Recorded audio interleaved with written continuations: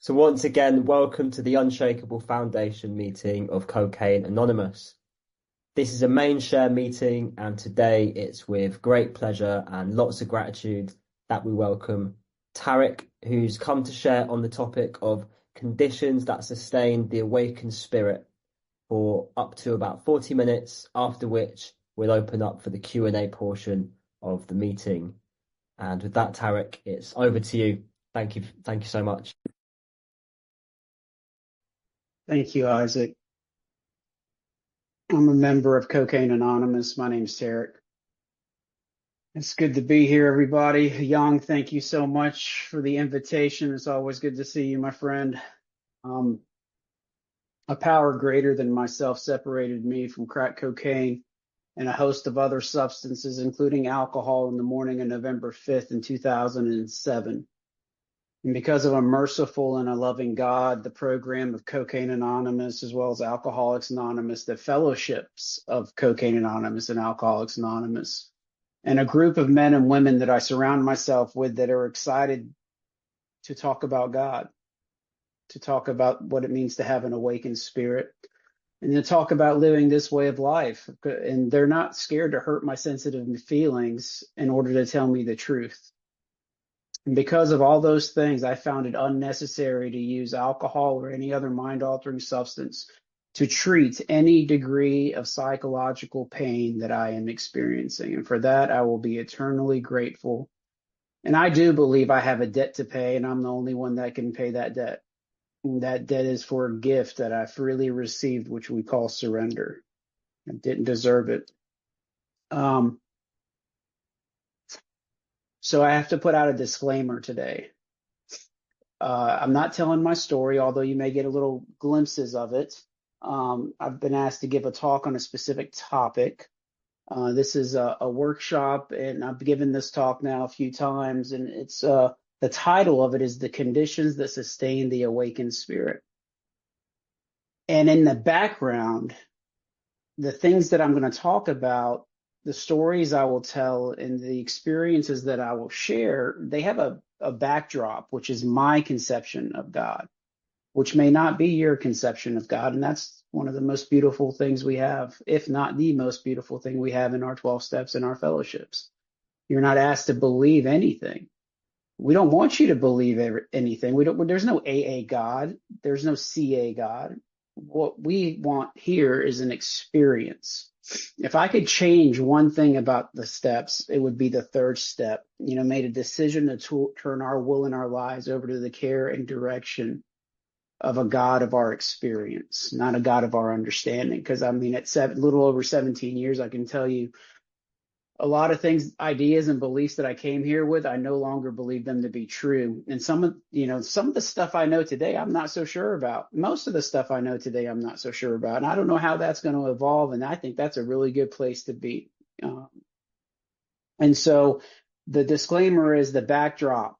Back here, the words coming out of my mouth are being influenced and informed by my conception of God and my experiences. So you may not be able to reconcile some of what I talk about, and that's okay. And so I'd say about 3 or 4 months ago, I took another deep dive into pages 84 to 88. And before I go there, I want to read something to set the groundwork for the talk. And this is from step 11 in the 12 and 12, although what we're going to talk about today is really step 10 and the conditions involved with that step and sustaining the awakened spirit. And in step 11 in our book, it says there's a direct linkage among self-examination, meditation, and prayer. Taken separately, these practices can bring much relief and benefit. But when they are logically related and interwoven, the result is an unshakable foundation for life. Now and then we may be granted a glimpse of that ultimate reality, which is God's kingdom.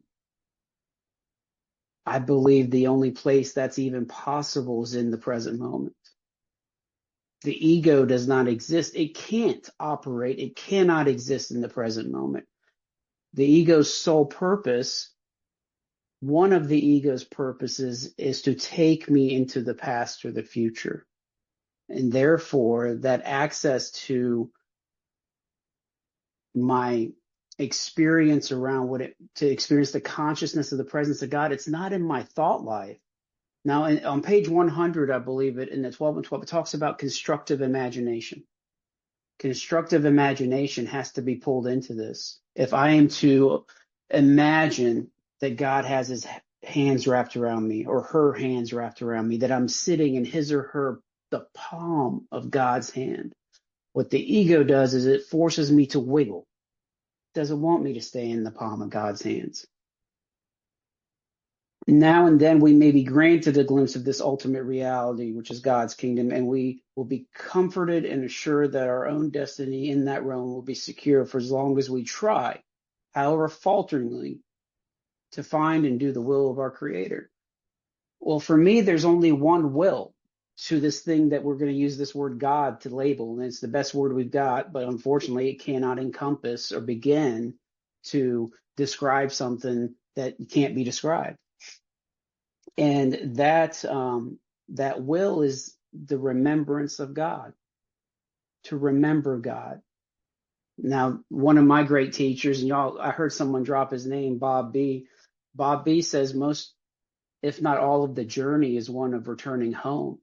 It's one of addition by subtraction. It's a one of letting go of old ideas. I'm appalled at 17 years clean and sober of how many old ideas I've had to let go of. But as the paradox is, yeah, I've had to change my mind, and yeah, there's a part of me that's appalled by it, but there's so much freedom in that. The freedom of letting go, the freedom today of being okay to say I am wrong, as opposed to, if George and I have a disagreement about something and I defer to George and I say, George is right. For years, that was the better way for me to handle it. But today, with an awakened spirit, I see the value in saying, George, I'm wrong. There's something in me that does not like that at all. And so as we walk into this talk here, the 12 and 12 does an amazing job of talking to us about what this spiritual awakening, what happens, what are we trying to sustain? First we have to have the opening, which I'm going to get to here, but it says when a man or a woman, this is step 12, when a man or woman has a spiritual awakening, the most important meaning of it is that he or she has now become able to do, feel, believe, and experience that which we could not do before on our unaided strength and resources alone. We have been granted a gift which amounts to a new state of consciousness and being. We have been set on a path which tells us we are really going somewhere, that life is not a dead end, not something to be endured or mastered. In a real sense, we have been transformed because we have laid hold to a source of strength which in one way or another we had shut ourselves off from. We found ourselves in possession of a new degree of honesty, tolerance, unselfishness, peace of mind, and love of which we had thought ourselves not capable of. We have received a free gift, and in some small part, how have we made ourselves available to receive it? There's a gift that's received prior to the awakened spirit, which allows us which gives us the capacity through willingness and to make ourselves available by working the 12 steps. And so it's the opening. And the best story I can give you for this opening that has a set of conditions associated with it that we call surrender is, let's talk about our wonderful fellowship. It's Cocaine Anonymous, comes from Alcoholics Anonymous. Alcoholics Anonymous, I believe, could not have come into this world unless it had come in the 1930s like it did. That was the opening that was created. What was going on in the world during that time? The Great Depression. The Great Depression had humbled almost everybody. It had stripped so many of material possessions. So for so many, the ego had been thinned out. It was thrust into the background as opposed to being in the foreground. People weren't working. They had plenty of free time on their hands. Coupled with all of these movements, one of which was the Oxford Group movement. The Oxford Group movement was people that wanted to get rid of the middleman. There was a quote attributed to Carl Jung who said the primary purpose of religion is to stop people from having direct contact with God. So they inserted the middleman, the priests, the reverends, the pastors, the church. The Oxford Group thought about gathering at people's homes and talking about spiritual ideas, spiritual practices, a spiritual way of life. And that's what the Oxford Group was all about. Then you had Emmett Fox, Joseph Campbell, the science of the mind movement, the rebirth of Emerson and Thoreau. And you had all of these things going on, these conditions. And then the explosion and the opening. Some say December 11th, 1934. We can say June 10th, 1935, although that may not be the date either. Somewhere in there that the explosion took place. And it was perfect because nobody was working. Nobody was distracted, so they could get together on a regular basis. Now, we know they only had maybe one Oxford Group meeting a week, but they were gathering much more than once a week. And through that opening, Alcoholics Anonymous was born. And so we all have I had a set of conditions. I was crushed by that self-imposed crisis. I couldn't get away from it. I couldn't hide from it. And I had to become willing, and I had to really make a choice that came from a place of no choice. When I'm confronted with spiritual foundation of life or dying the addict death, I wanted to live. I wanted to breathe. I walked through the door of the spiritual foundation of life.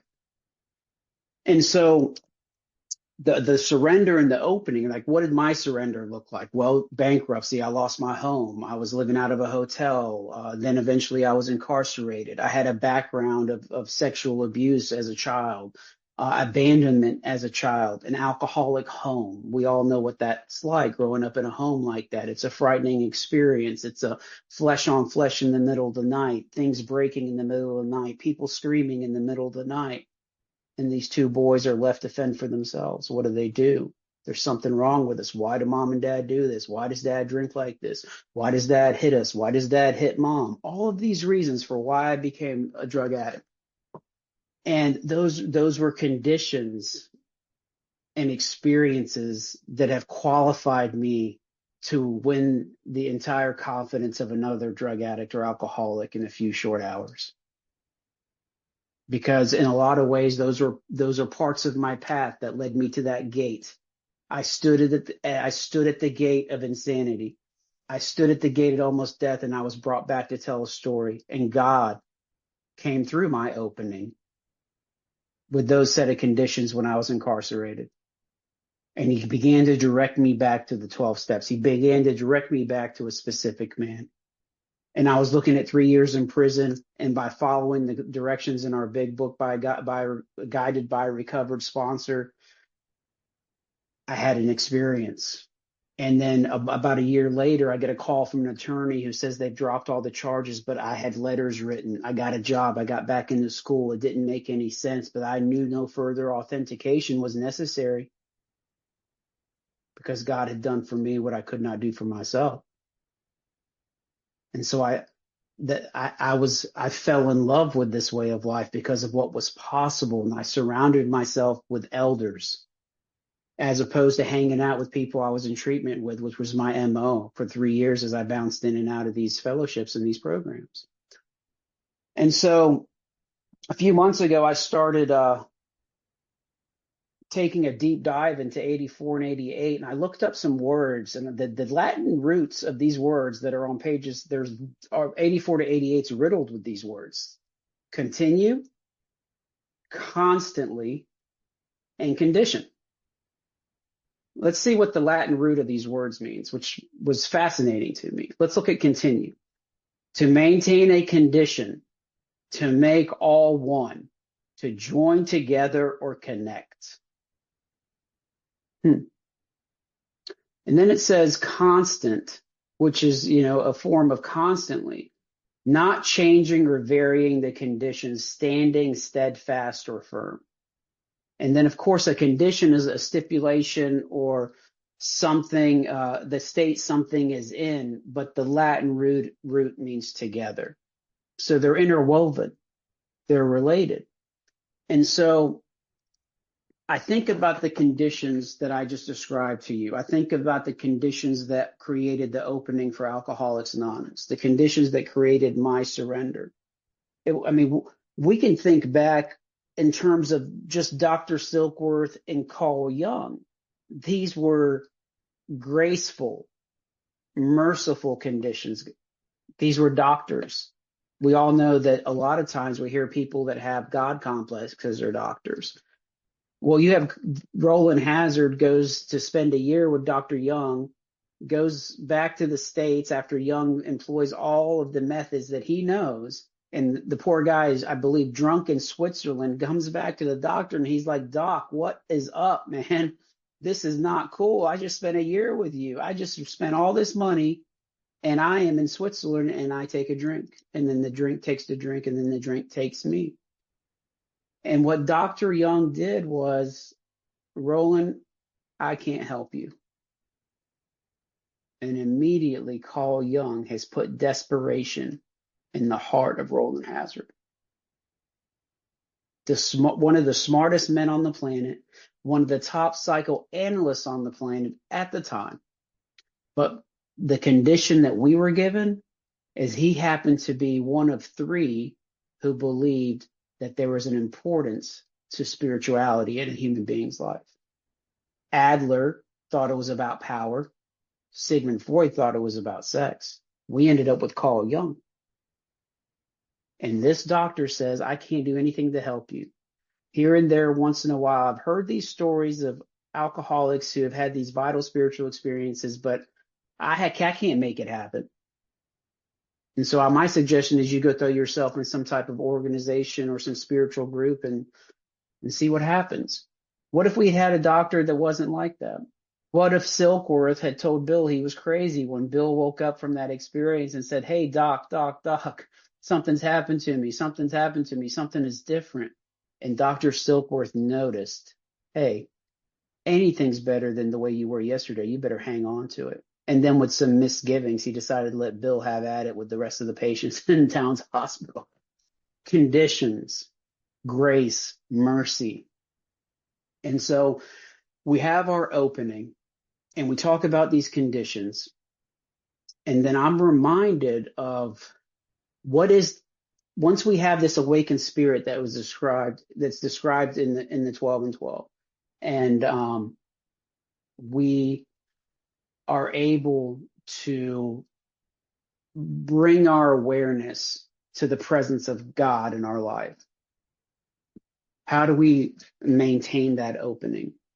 And so when you get to page 84 in our big book, 84 in our big book talks about the amends process. It goes into 10th step. It says, are these extravagant promises? God doesn't think they are. They're being fulfilled among us, sometimes quickly, sometimes slowly. They will always materialize if we work for them. That's the condition. Sometimes we're going to say requirement or a must.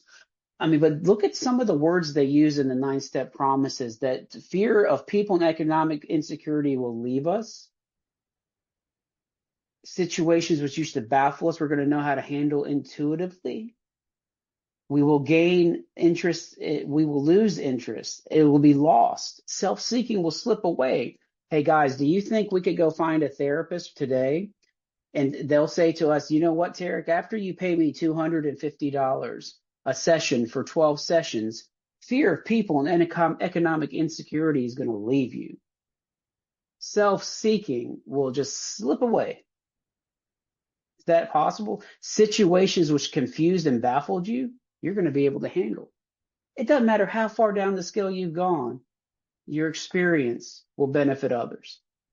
No, there's nowhere else we can go and have that experience other than here in Cocaine Anonymous, Alcoholics Anonymous. But we have to do work. And so one of the conditions is this work. So I cannot escape the dark shadows of my past and experience the breaking dawn all around me in the present moment with the consciousness of the presence of God without restitution. 4 through 9 is a purification process. It is a cleansing process that makes me available for the present moment. And so I've been around now long enough to make this following statement, and I don't mean this in any derogatory way, but it's a phenomenon, which means I don't understand why it happens, but I see it quite often. You may not see it in your neck of the woods. I mean, we have a pocket of enthusiasm where I am right now, but I still see this, that people come in and they work the promises and they wait for the steps to come true. And people will ask me, what do you mean by that? Because it's heavy lifting. This is heavy lifting going out into our past. It's heavy lifting for the first column of the 4th step to have everyone we're angry at. And you're telling me by the time I get to the 8th step that first column in step 4 has now become my 8-step list. You can't go from one to the other without an opening and without an awakened spirit to see the interconnectedness of it all. And so the first thing we have to do to be able to sustain this awakened spirit is we have to clean up the wreckage of the past. And it took me 8.5 years to approach 230 people in institutions, roughly. Approach. A lot of, like, I would say somewhere in the ballpark of between 40 and 50 either didn't respond to my request to meet, or they told me that they didn't want anything to do with me, or I can't believe you still think about that, move on with your life. But a significant number, at least 3/4, I was able to make direct amends with.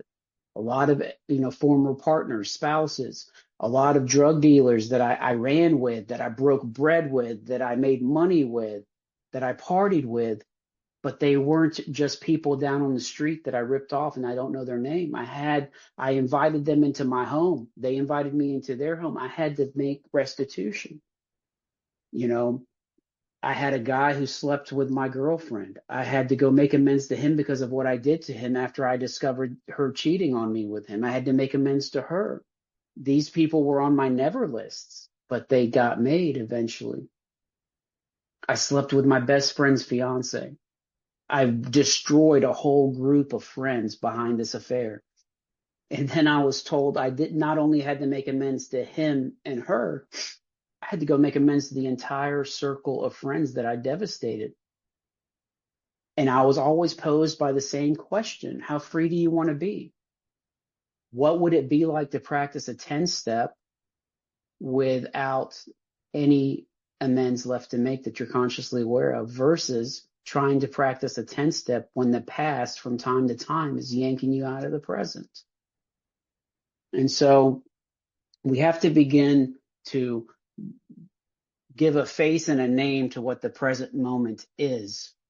Because sometimes I think we hear it so much that it's like being catapulted into the 4th dimension of existence. That's a super cool statement, but how much time do we spend interpreting what it truly means based on our experience? Right? A glimpse into the ultimate reality that is God's kingdom. That the certainty that this energy, this essence has entered or emerged from my heart in a way that's indeed miraculous. That the central fact of my life today is my relationship with this power I don't understand or comprehend. How do we give a face and a name to these things? A while back, I heard, I think it was Carl Jung. I was watching a YouTube video and he said human beings don't take things seriously unless they can give a face and a name to them. It's a conceptual idea or theory they forget they heard once they hear it, if they don't give a face and a name to it. And so when we give the present moment a face and a name, we're going to struggle with it. And so one of the practices I have in the 10th step is to Every direction I turn, I see the face of God. So that's hard in this world that we live in, because not every direction do we turn and see something pleasant. And so, I don't believe I'm saying you have to believe in a certain way, but when you give something a face and a name, what is in that moment, we begin to struggle, and the struggle is worthwhile. The struggle can be attractive, it can be alluring, it can be foundational, and it's grounded in experience, not intellect. So when we start seeing the face of God more and more in everything that we turn and see, we start to understand that we're part of a universal story here, that we are connected at a very deep level. And I'm talking about a 10 step in its short form. We continue to take personal inventory, and when we were wrong, promptly admitted it. That's one way of looking at step 10. Bill Wilson gives us 5 other ways in step 10 in the book. They're wonderful. And then we have a way in our big book. They're all wonderful. For many years, I was going to tell you that they weren't all wonderful, that there was only one that was wonderful, and that's not true. Self-examination, the reason I read that paragraph, and I hope I didn't steal thunder from the closing reading of the meeting because of the Unshakable Foundation, but guys, self-examination, prayer, and meditation happen in step 10. They happen in step 10. What am I meditating on? So it says this thought of step 10, which suggests that I continue to take personal inventory and continue to set right any new mistakes as I go along. And so here's a condition. With energy, I commence this way of living as I've cleaned up the past. So we want to do this as we're starting our amends process. God, thank you. And I want to read this to you like I read it in the morning. God, thank you for bringing me into the world of the Spirit, into your presence. My next expected duty, God, is to grow in understanding the spiritual realm and being effective in this realm. And I can't do this. I can't stay clean from the past and the future. I can't remain open without your help. I want to be more effective. I know this is not an overnight matter. It's going to continue for the rest of my life. And I ask for your care and protection as I do this. God, help me watch for selfishness, dishonesty, resentment, and fear. When these crop up, make me aware of your presence, God. God, make me aware if I need to discuss them with someone immediately or if I've harmed someone and need to make amends quickly. And then at once, turn my thoughts back to you. Help me practice a code of love and tolerance. Conditions, conditions, conditions. And so I've changed it. My interpretation of this step has changed. My sole practice in the 10th step is not to watch, to ask, to turn, to stop fighting. It's the remembrance of God. Because something happens when I turn. Like today, I go knock on my 13-year-old's door. He's got to get packed because his great aunt is picking him up he's going to go to his grandparents for Thanksgiving. And his bed's not made. His room smells like a 13-year-old. And I got to make sure he's got his medication, and I've got to make sure he's got his house key. And I have to repeatedly go and tell him and remind him of these things. And when I'm able to acknowledge the presence of God in my breath, even though I can see a defect of character welling up in me that I want to read him the riot act, the riot act doesn't get read. It doesn't get read because when I can acknowledge the presence of God in my breath, God blew breath into the clay. What if our breath is God's breath? And me being aware of my breath is being aware of God.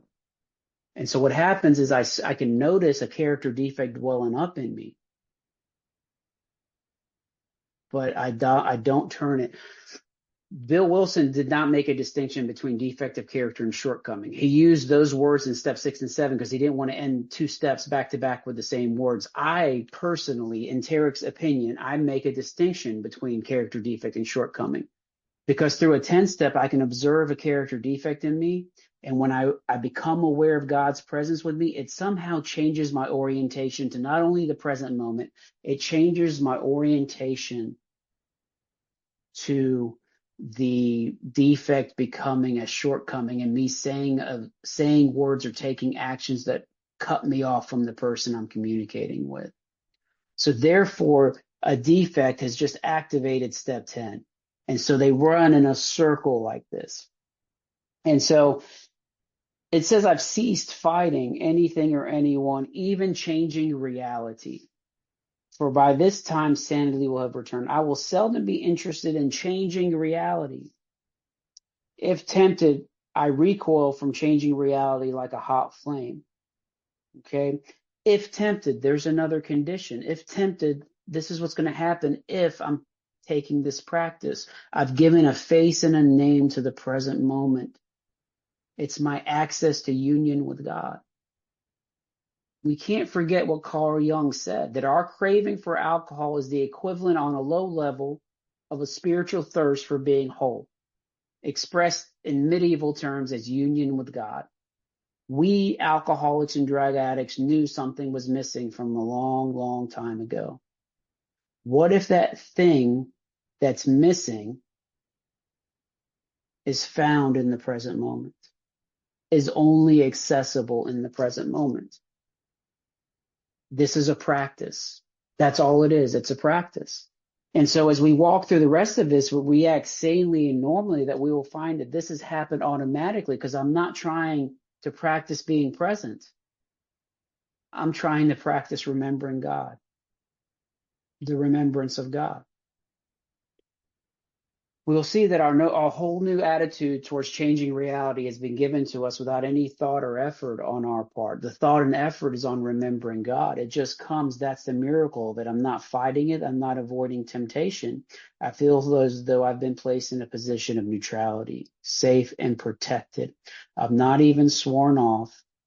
Instead, the problem of me trying to adjust the world and insist the world adjust to me, it's removed.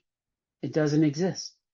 I don't get cocky. I don't get afraid. This is my experience. And here's another condition.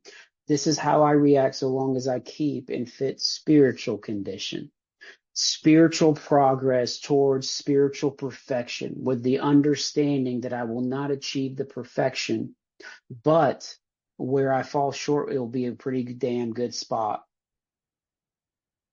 Because if I shoot for spiritual mediocrity, it's not going to be a good spot where I land.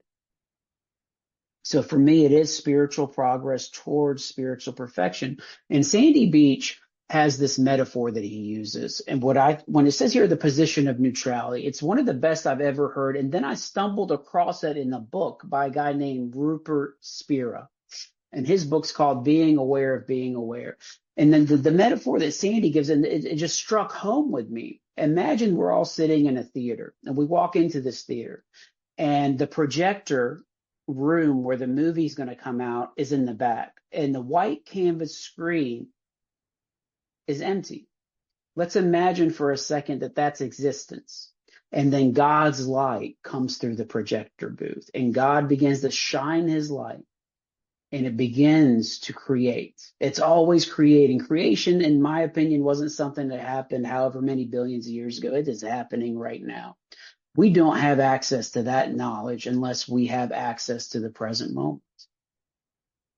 What I'm talking about today is the hardest practice that's embedded in our 12 steps, if we choose to look at the 10th step in this way. And so you're sitting in this movie theater, you're watching the great reality unfold. But Tarek and Young are sitting in the audience, and they don't like what's being broadcast up on the screen. I don't like what God's doing with my life. So what do? I got a projector. I got a duffel bag full of my own projector slides, all my old ideas. Tarek's time's more important than your time. Tarek has to be important. Tarek needs to be right in order to be okay. If everyone would just do things as Tarek does, then everyone would be better off. If you lived by my value system, you would be better off. If you just have the experience that I want you to have, you don't have to go through what I went through when I was your age, right? That's one that shows up. These are old ideas. They're in my duffel bag. They're in my projector slides. And I run up to the projector booth and I ram them down the projector. And I start to try to write my own reality over reality, because I force I force existence to adjust to what's in here.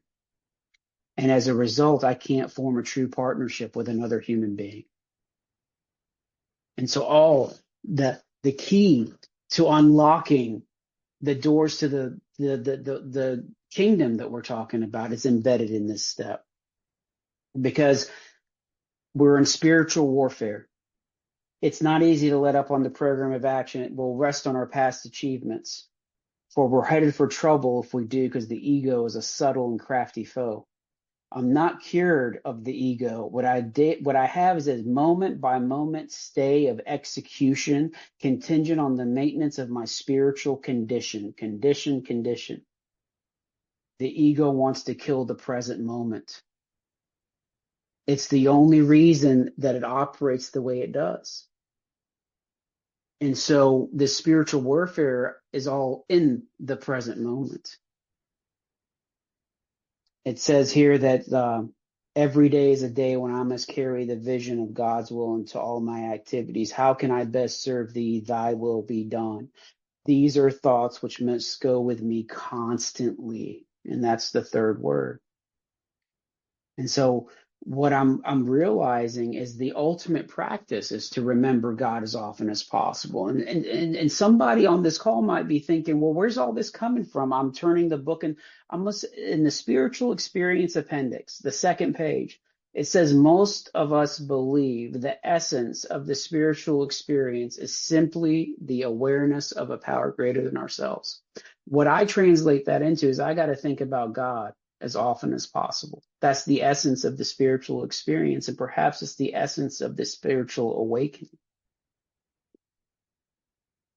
Because what I conceive of God impacts how I live, it impacts how I behave, it impacts on what I sacrifice, it impacts what I find and hold dear as sacred. And that's why it's so important to give the present moment a name and a face, which I call the presence of God. And so I want to leave you with a few things here that I find valuable. There are 8 things. I call these 8 things the octagon. And I believe with these 8 things, if you do them on a regular basis, that you will be able to cultivate the expectancy of God's presence. We cultivate the expectancy of God's presence. And the first one is what I call bonding. Bonding occurs for me when I spend a lot of time with people that talk about what I'm talking about today, that talk about the struggles, that talk about being taken out into the desert, that get to that place where the prayers evaporate off your tongue. Meditation doesn't produce anything. The material world has proven empty, and I don't want to return back to the spiritual realm because that's proven empty too. So I wander out into the desert.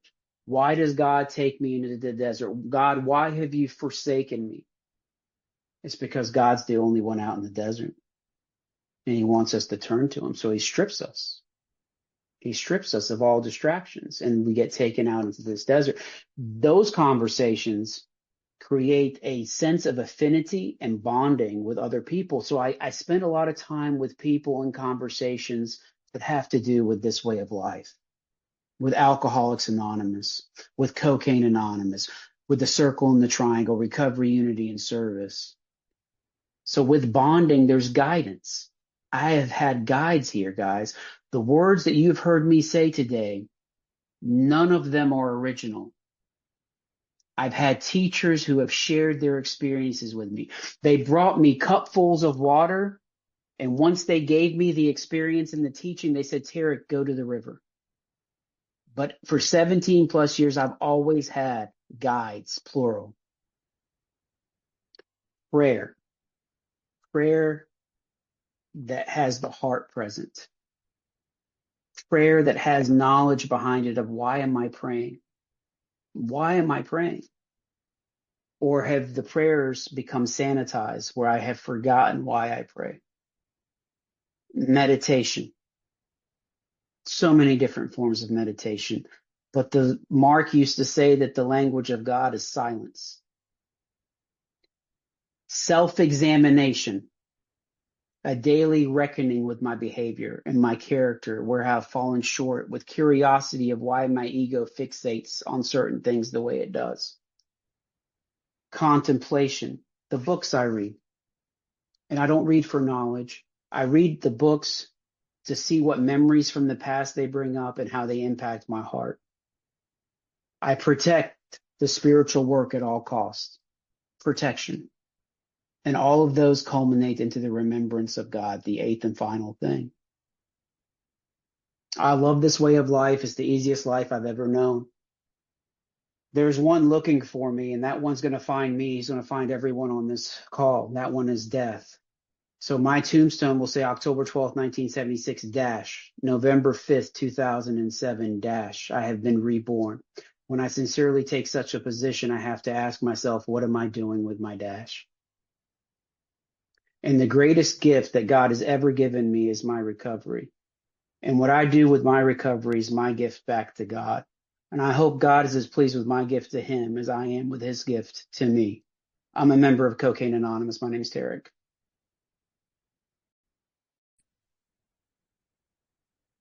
First question is, what are some of your old ideas that refuse to die?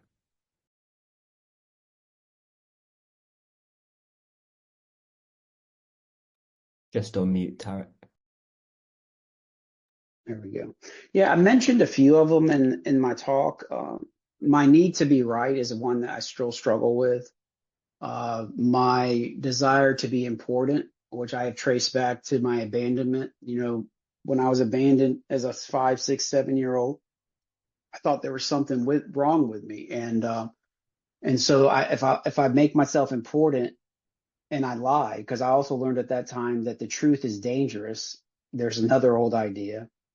Right. So sometimes my default setting is like, boom, lies come flying out of my mouth because I learned at a very young age that the truth was dangerous, because if I was going to be important, I had to make stuff up. I had to impress people. I had to be the chameleon. The old idea that there's always black and white, you know, when I'm in a situation, sometimes I turn things into one of two, which blocks me off from a host of other possibilities. Another old idea I struggle with is that sometimes money equals security. Money equals security. And my experience says it doesn't. But if you look at if we're hard drives when we get here and we go through this reconditioning, reprogramming, and we want to clean out the hard drive and we want to install new programs. When I get into self-centered fear, it activates one of the old default settings that I thought that were gone. And so one of mine is that money equals security. I can go on, but I don't want to take up too much time with these old ideas. Oh, here's an old idea for you. The 12 and 12 is no good. And I can tell you right now, after the last 2.5 years of diving into the 12 and 12, I can't believe I cut myself off from that book, even though I go to 12 and 12 meetings, right? Here's another way. I'll give you an example of how Tarek is always right, because I want to defend. I used to go to a 12 and 12 meeting on Saturday mornings. I went for years, and I would take my big book to the 12 and 12, and we would read out of the 12 and 12, and I would proceed to share out of the big book, being disrespectful to that group. You know, now that I'm sharing this with you, I think I need to go back to that group and make amends one day, because these are the old ideas. That's how incessant this need to be right is. That's it. Thank you for the question, and thank you, Tarek, for the answer. That was great. Next, we've got Young. Would you like to come in with your question? Yeah, thank you, Isaac. Hi, everyone. My name's Young, recovered addict. Thank you, Tarek. Good to see you again. Always good to listen to you, brother. You talked about taking a deeper dive into pages 84 and 88. Was there any particular reason you felt? Did you just feel directed to go back to those pages? And did any of your old ideas change through taking a deeper dive into those pages? Thank you. the desire was just, it showed up one day. When I got exposed to Mark H, when I was around 2 years sober, 84 and 88 became part of my life every day, almost every day. And then about 5 or 6 years ago, I just decided to focus on other books. And last November, I was sitting in meditation and the thought came to me, you can go back to your big book. So I started doing 84 to 88. And then I had a group that had invited me to do a weekend up in Kentucky, and I like evolution. We change, and so I've been doing workshops for a long time. So I said, you know what, I want to do something a little bit different. So that's where the deep dive really came in. And then I started seeing all these conditions riddled through these pages, and the one that jumped out, the very first one that jumped out was on page 85. And I didn't get to it today, but it says, if we have carefully followed directions, and I swear the word carefully, the ink was wet on this particular morning. And I said, oh my God, carefully followed directions. There are so many things in there that I have not carefully done. And so now, with that as the backdrop, carefully, I just started reading and seeing all of the, if I do this, this will happen. But then there's deeper conditions in there. And then once I discovered the Latin definitions behind those words, it just unfolded in front of me. And I said, I want to do something with this. And it's just, guys, this can be so much fun. This way of life is so exciting. It requires an ingredient though. Curiosity is perhaps the most important ingredient one needs for the spiritual way of life, is being curious about it and understanding that the paradoxes we discover are good because they force us to view our compulsions for control, and they force us to be flexible if we're able to acknowledge the gray, not black and white. Does that answer your question? Great stuff. Great stuff. Thank you for the question. Next, we have BJ. Would you like to come in with your question, please? Yeah, I would. Thank you, Tarek. I never heard a spiritual experience explained that way before, but I know someone, and they might be facing some time. And I heard you say, people had, got you letters, supporting you and things like that. Would you think it would be a good idea for me to ask that person, is it okay if I write a letter to their lawyer, saying that they're in AA now and they're doing really well? Do you think that would help out? And you're a good listener. You didn't cut me off. Thank you. Oh, no, that's beautiful. Absolutely, it can't hurt. I mean, I had a lot of character letters written for me, but the most important thing I did was go through with the amends process. Getting a home group, the amends process, the sponsors, people began to respect me based on the actions I was taking. That coupled with all the other things of getting a job and getting back into school, I think created a synergy in my life. But I would go to my sponsor, my grant sponsor at the time, and they always said the same thing: Tarek, we don't know what's going to happen to you. And I would say this to your friend: we don't know what's going to happen to you if you work these 12 steps. We can tell you exactly what's going to happen to you if you don't. It's not going to end well for you, my friend. And I believe them. And so I stayed the course. So me personally, I think the letters that were written for me weren't as impactful as my actions with the 12 steps created grace and mercy in my life. They granted me access to a plane that if I had been focused on self and just what Tarek wants, I don't think those events would have unfolded the way they did. Thank you for your question, BJ. Next, we have George. Would you like to come in? Tarek, thanks for the share. It was very enlightening, very deep, man. I really like how you changed the step 10 directions into a personal prayer to remember God, and how you changed alcohol to changing realities. Do you have that written down somewhere to share? Or was it you just reading it? No, it just came to me when I was taking that deep dive into how our interpretation By the time the book was published in April of 39, the person with the most sobriety was Bill at 4.5 years sober. So now you have people that have been interpreting the experiences based on the actions and the steps for a very long time. So our interpretation can change. But when our interpretation changes, the meaning behind the words change. The book was written to new people, people trying to get sober or people newly sober. I don't think Bill wrote it with the intent of what a guy with 17 years sober was going to see in the book. So he was treating the alcoholic. Thank God he was. George, did I cut you off? I feel like you were adding part to the question. Oh no, it's fine. It's fine. Did I answer your question? Yeah. Thanks, Tarek. But yeah, George, just call me. I'll walk you through Yeah, no worries. it. Thanks, George. Ray, would you like to come in with your question? Yeah. Hiya, thanks so much for your share. I loved how you simplified it, everything really, to remembering God. My question is about the deep dive, and how do you go about doing a deep dive into particular pages? Have you got like a set process that you use and stuff like that?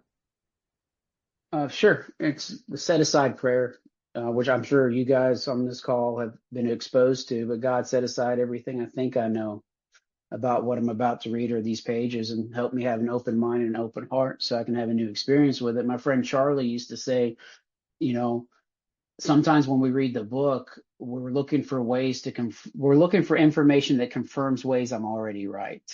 And so when I'm reading for something that I see based on my current experience with life, my current conception of what God is. Like, how is this interpretation of these words changing? Because so much of what we read in the book, I hear people in meetings all the time say, the book says this and the book says that. Well, why don't you take me into your life and show me where this stuff is that's coming off these pages?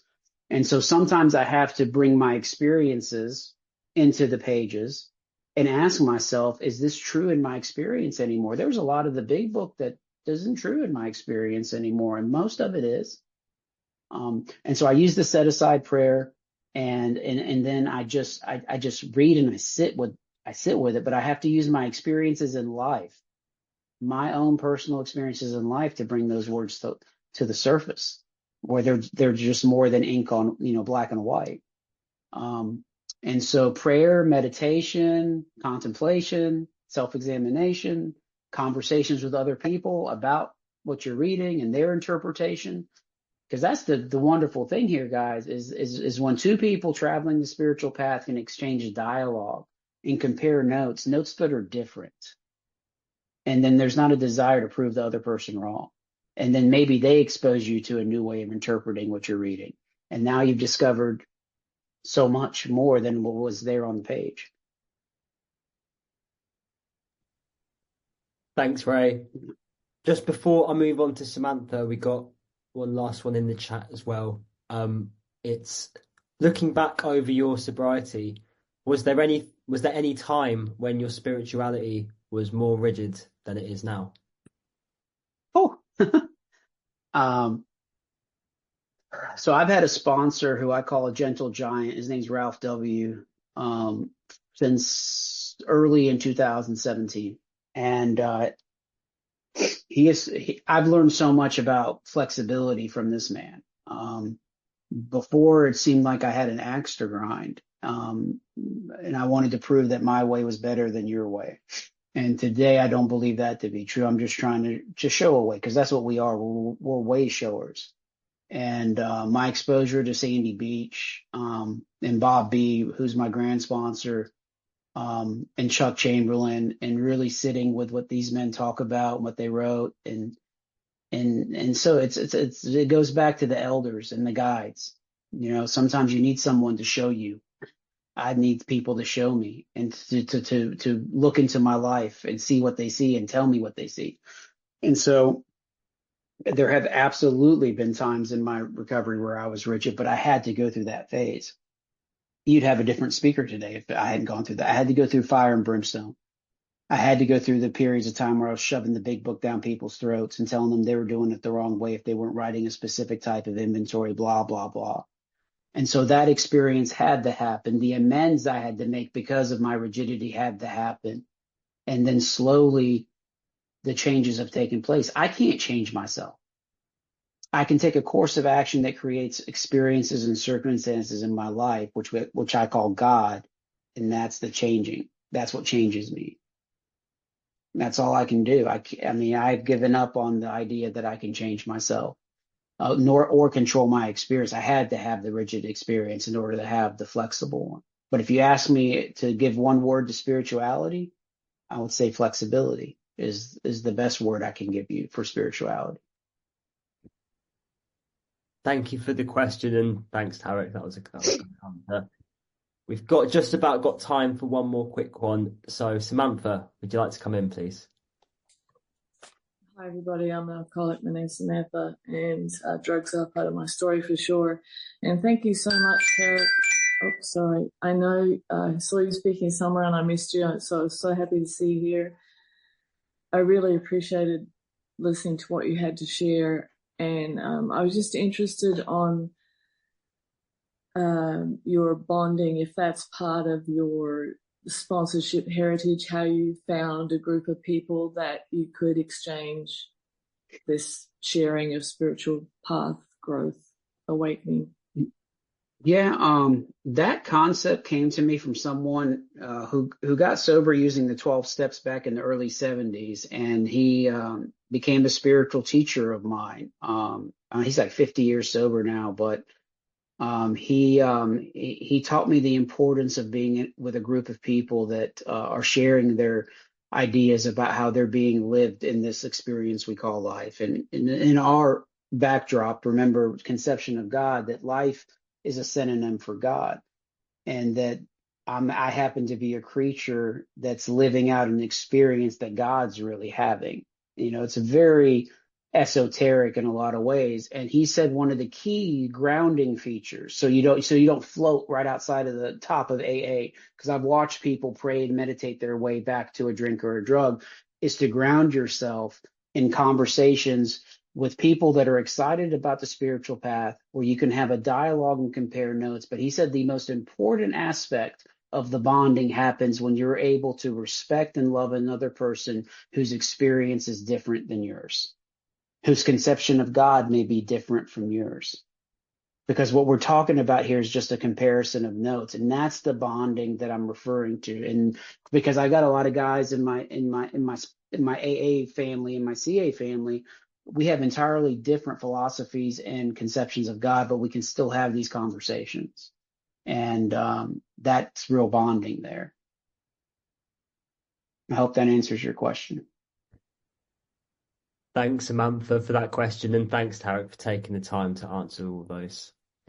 So that now brings us to just after 9 p.m. UK time, which brings us to the end of Q&A, but not quite the end of the meeting. And this week I've asked Tracy to read the Step 10 promises for us. Good evening, I'm Tracy and I am an alcoholic.